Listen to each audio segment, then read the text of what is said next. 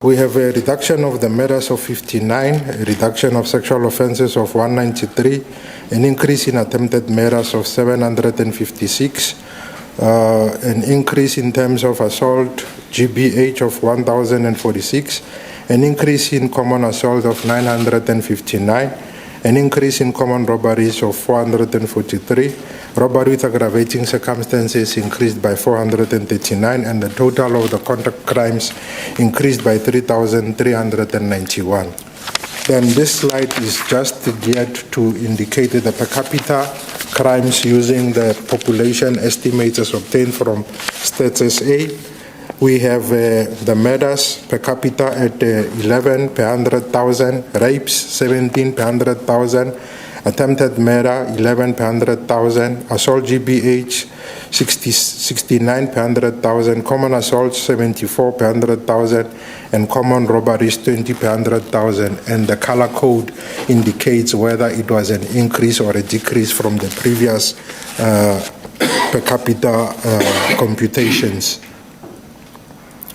Then continuing on this table, we have a clean sweep in terms of the contact-related crimes, whereby the two crimes making up this broad category both decreased: arson by 77 and malicious damage to property by 413, and the total of the contact crimes decreased by 490. Property-related crimes, we had a decrease in terms of burglary at non-residential premises of 821, burglary at residential premises of 2,399 decrease, theft of motor vehicle and motorcycle, a decrease of 351, then theft out of motor vehicle, an increase of 58, and then stock theft, we realized a reduction of 407. The property-related crime broad category decreased by 3,920. Other serious crimes, we realized a decrease in all theft not mentioned elsewhere of 2,944. We had increases in terms of commercial crimes and shoplifting of 1,114 and 727 respectively. All right, let's take a closer look at the numbers steeped in the blood of South Africans. And we can bring up some of the daily stats for you. Around 77 people were murdered per day in South Africa over the 3-month period. Less women were killed between July and September, but still around 10 being killed per day and 3 children murdered per day. While rape has come down fractionally, 114 people are raped each and every day. The crime stats are released by the Police Ministry today. Overall, Gauteng is the highest number of contact crimes, which include murder, rape, cash and transit heists and truck hijackings. Let's speak to Dr. Nechama Brodie now, author of Femicide in South Africa and Domestic Terror, Intimate Partnered Violence in South Africa. She's put these figures in perspective, saying there were 7 femicides a day a few years ago. Now the figure between 10 and 11. Doctor, thank you for being with us. It's great to have you with us, although the topic is bleak again. The murder rates for women and children have actually come down, and that seems to be the beginning of a trend. Is that encouraging, even though it still seems this is no country for a woman? So I think, first of all, let's say it's great that we finally get crime statistics every quarter. That didn't used to be the case. We used to get annual crime statistics, and by then it was often sort of really long after the crimes had passed.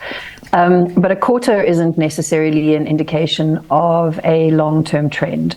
And what we can see is that a few years ago, the Medical Research Council released a study from 2017 data, which showed that femicide rates had come down slightly in the country. And what we have seen, unfortunately, since then is a bounce back, particularly post-COVID. So if we look at the data from around 2017, we were probably looking at somewhere close to 7 women on average being murdered a day, and now we're looking at close to 10. So if it's coming down slightly off previous quarters, it's coming off a very, very high base. So we're not out of the woods by any stretch of the imagination. And it's also very concerning to see in the previous quarter, that even as murder rates were coming down, the rate of the murder of women had kind of dropped it had increased at a higher rate. So there's not really positive signs for gender-based violence in South Africa, and also violence overall. I have to say that if we look at an average of 77 murders a day, and 10 of those are women and 3 of those are children, who do we think the other murder victims are? Men. Right, so that's our most vulnerable population in the country, is actually men. Yeah. We just don't categorize men as vulnerable, and we need to start thinking of us all in the same terrible sea together, stuck on a boat without a paddle. So we need to be helping each other a little bit, yeah? Yeah, I mean, it's just incredible. You looked at women specifically because there we have the specific issue of domestic violence, saying up to 50% of the murders. And, you know, SABC often says it's hard to police people behind their own closed doors when the person attacking you is somebody you've invited into your space. Does that hold water? Famously, earlier on, you were throwing forward to mentioning something hosted by former President Thabo Mbeki. He was quite famous for saying that, you know, you can't police what happens in people's bedrooms. I think that is a case of the state justice and police services passing the buck. You correctly mentioned that the majority of women who are murdered, more than half, so not just the majority of a single group, more than half of women who are murdered in South Africa are killed by a current or former intimate partner. And while that's terrible news in one respect, it's also important because that tells us who's killing women, that we can actually do something about. And we know from police data, from years of research by civil society, by academics, that there are many, many warning signs. The police also have mentioned how the rate of assault, GBH, and attempted murder has changed over time. Some of the largest categories of assault with the intent to cause grievous bodily harm and attempted murder are related to domestic violence. And, you know, usually when a woman is killed by her intimate partner, it's almost never the first act of violence against her. It's just usually the last. So why are we not being more proactive?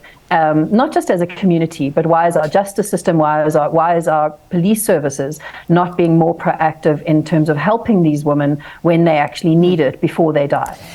The old complaint is that women reach out for help. Sometimes they even go to the police and they are told, oh, go sort out your business. The police minister is saying they're taking this victim-centered approach. He says GBV desks at police stations now will be staffed with trained officers and victim-empowered domestic violence and sexual offences trained people. Does that give you hope? I think it's an important step. We have a lot of work to do in our police force, not just with gender-based violence, but more broadly with detection services. A report came out this week from the Institute for Security Studies looking at murder trends over a period of time, and they commented that only 1 in 10 murders in South Africa actually results in a successful prosecution. So we really need to invest more broadly, and I think for the police services, it's important to stop treating problems as sort of episodic, as single items that can be resolved separately. We need to, as a public and as a state service, work more holistically with what the police services are able to get right and where they could work from there. I do think having more resources dedicated to assisting women and family members who come seeking help, seeking to stop violence that's being meted out against them is very, very important. But it has to go hand in hand with the police then being able to do something about that. So not just taking down a complaint from a woman, but what happens after she's actually gone to the police station. Yeah, like you say, the murder often a culmination of a history there. Thank you. Hopefully we can chat again. Dr. Nechama Brodie, author of Femicide in South Africa and Domestic Terror, looking at intimate partner violence in this country.